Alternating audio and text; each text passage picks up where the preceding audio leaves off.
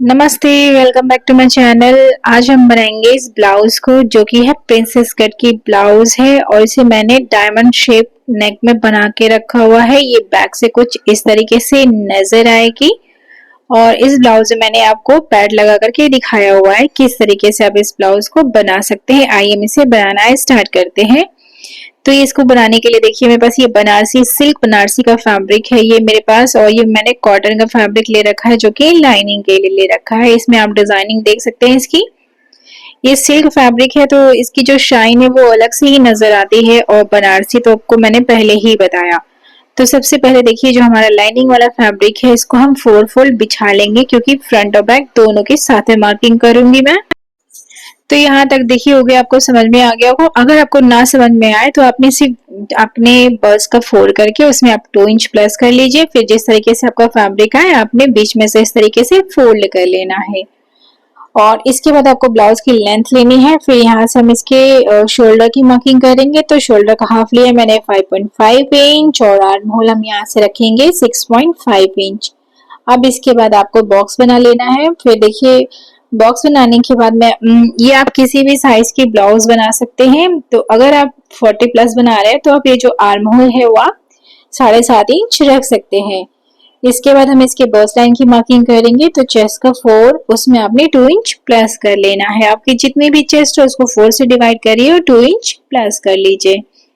यहाँ पे हमें आर्म होल का शेप देने के लिए बैक आर्म होल के रखेंगे हम 1.5 इंच और फ्रंट के लिए रखेंगे हम 1 इंच। यहाँ से हम हाफ इंच डाउन करेंगे नेक टू शोल्डर।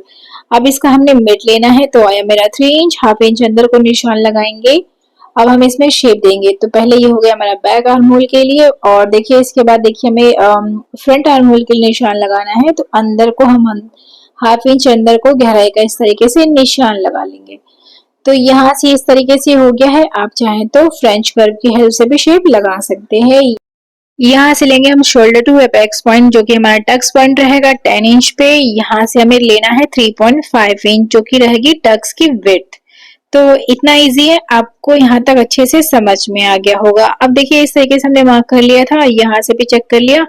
अब इसके बाद हमें इसके वेस्ट की मार्किंग करनी है। तो वेस्ट का 4 उसमें आपने 1.5 इंच रखना है टक्स के लिए और 2 इंच का मार्जिन रख लीजिए। आप चाहें तो 1.5 इंच का मार्जिन रख सकते हैं।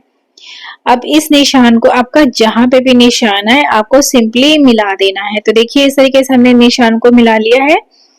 इसके बाद हमें टक्स की जो विड्थ रखनी थी वो मैंने 3.5 इंच रखी है। अब इस निशान को आपने सिंपली मिला देना है, जो कि मैंने अपेक्स पॉइंट वाला जो निशान लगाया था वो आपने सिंपली मिला देना है। तो पहले मैं इसे सीधा कर लेती हूँ, फिर उसके बाद आगे का प्रोसेस आपको मैं बताती हूँ। तो ये देखिए हमने यहाँ से सीधा कर लिया। इसके बाद यहाँ से रखेंगे हम 1.5 इंच मतलब 1.5 इंच।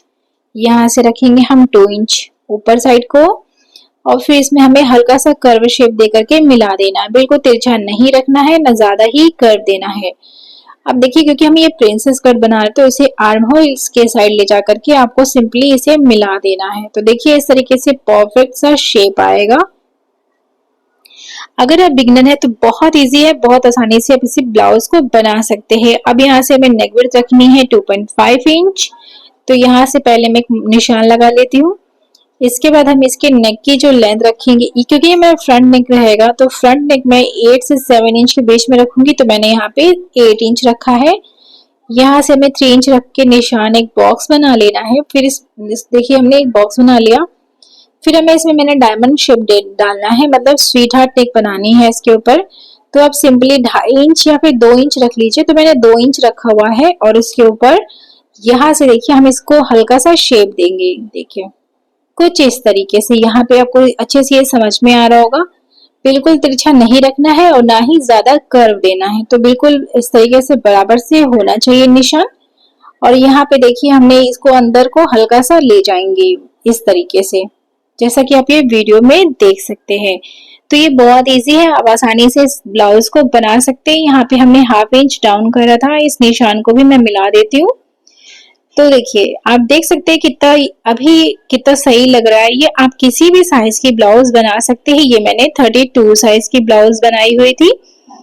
तो ये हमारा भी फ्रंट नेक फ्रंट पार्ट था। बैक पार्ट के भी हम बाद में मार्किंग करेंगे। तो पहले ये देखिए हमारा ये फ्रंट पार्ट हो गया है।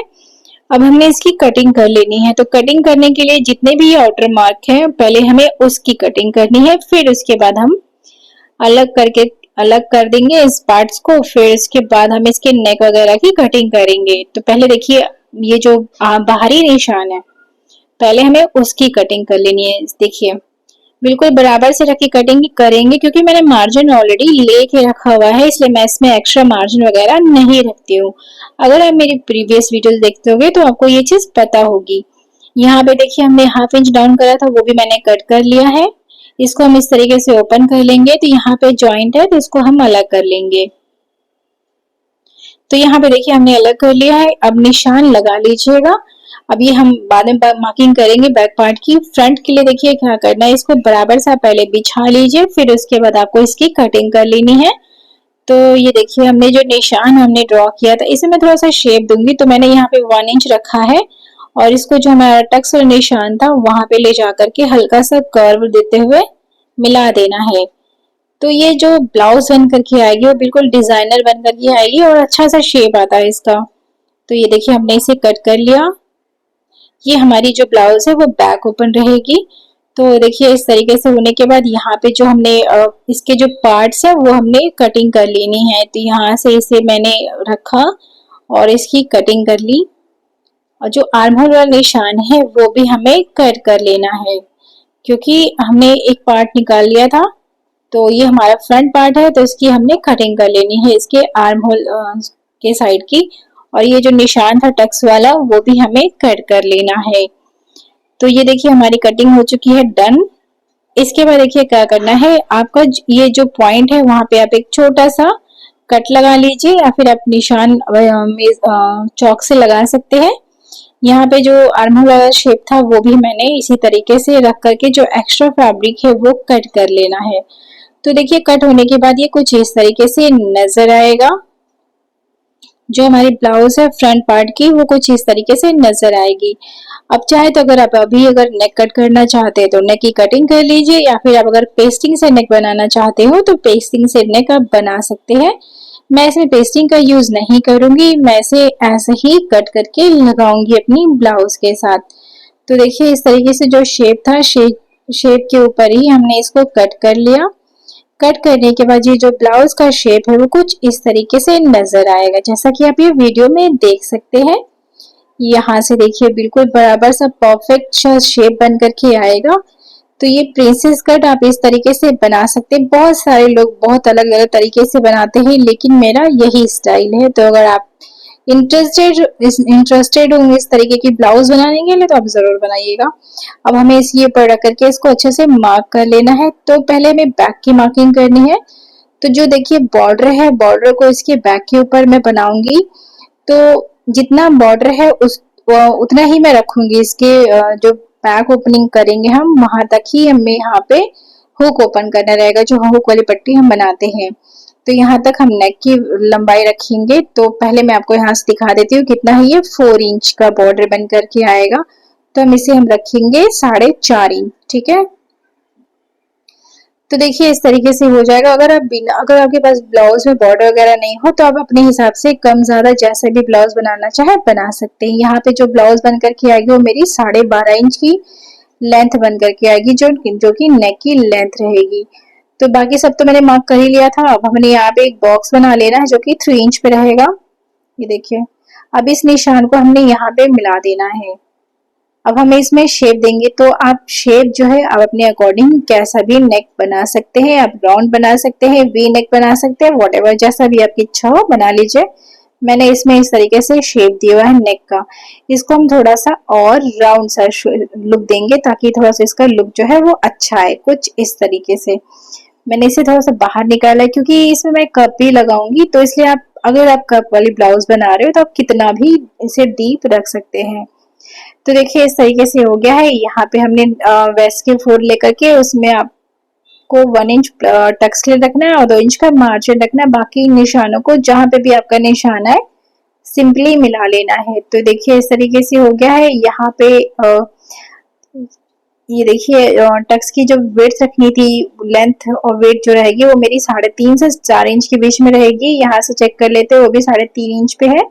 और इस तरीके से हमें 1 इंच का इसमें टक्स लगाना है। तो ये बहुत इजी है, सिंपल तरीके से मैंने आपको बताया।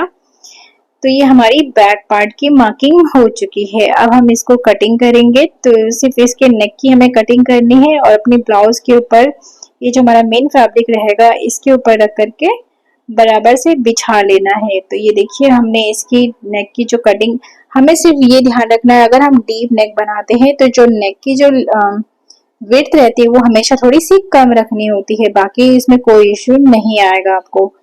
तो देखिए इस तरीके से मैंने इसे ज्वाइंट है तो मैंने कट कर लिया है। अब हमने जो हमारा मेन फैब्रिक था इसके ऊपर अच्छे से रखेंगे, फिर इसे रखने के बाद इसको अच्छे से पहले एडजस्ट करना है, डिजाइन से मिला के रखेंगे बिल्कुल इस तरीके से।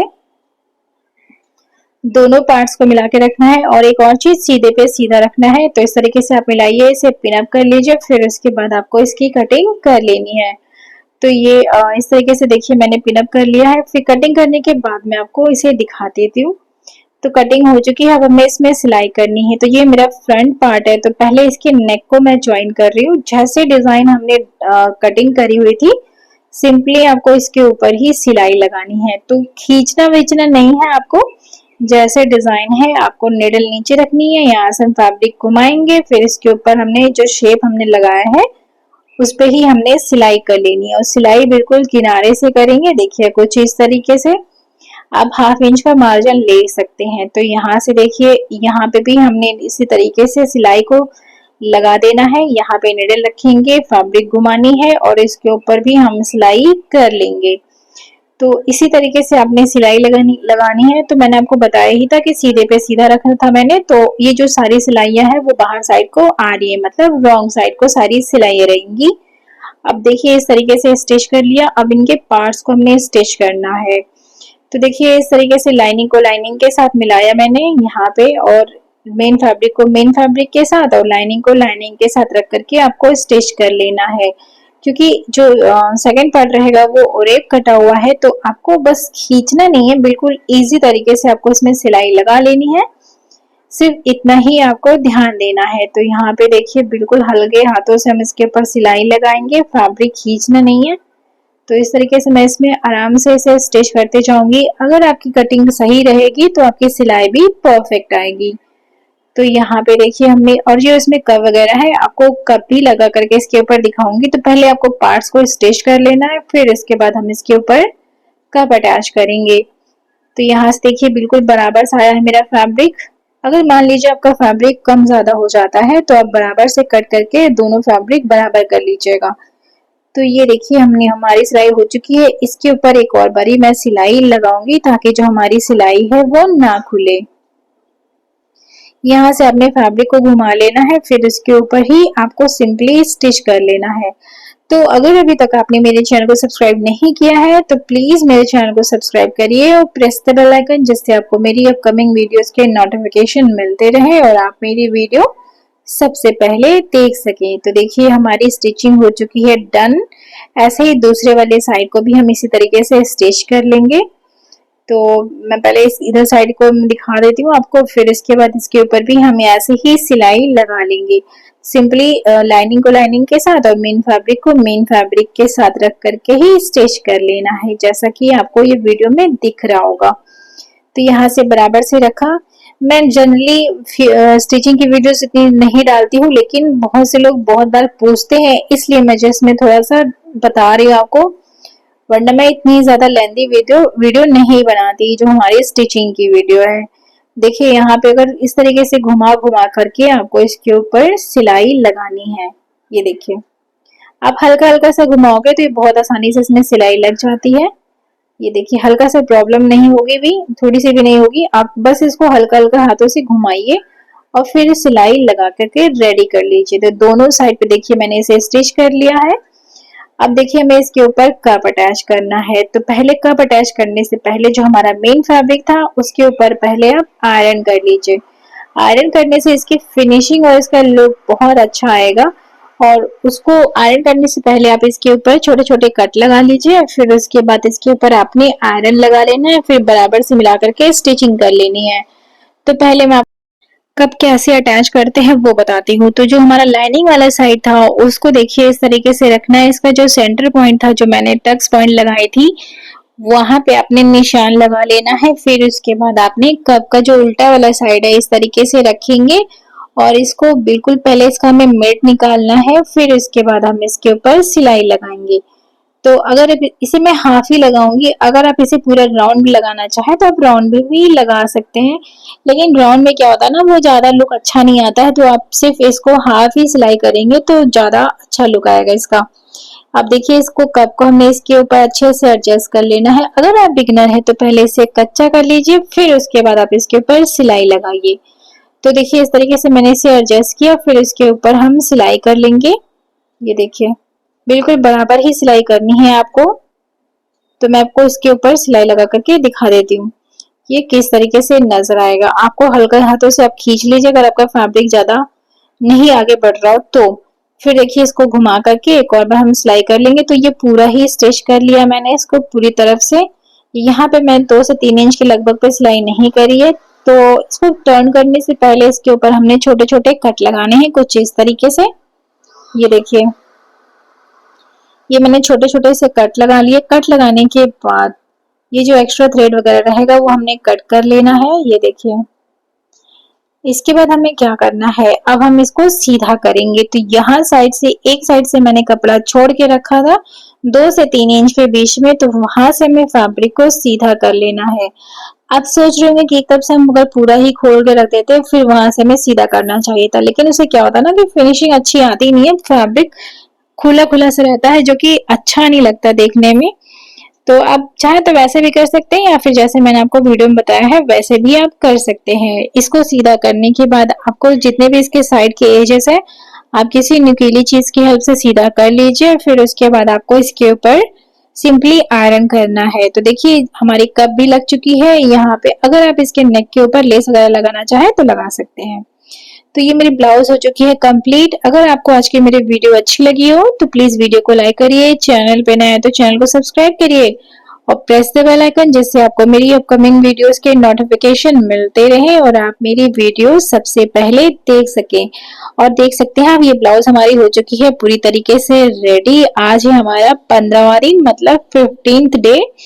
100 डेज जो हमने चैलेंज लिया था उसके लिए तो आपके सपोर्ट की बहुत ज्यादा ही आवश्यकता है मुझे। तो प्लीज वीडियो को लाइक करिए। Thanks for watching. Thank you.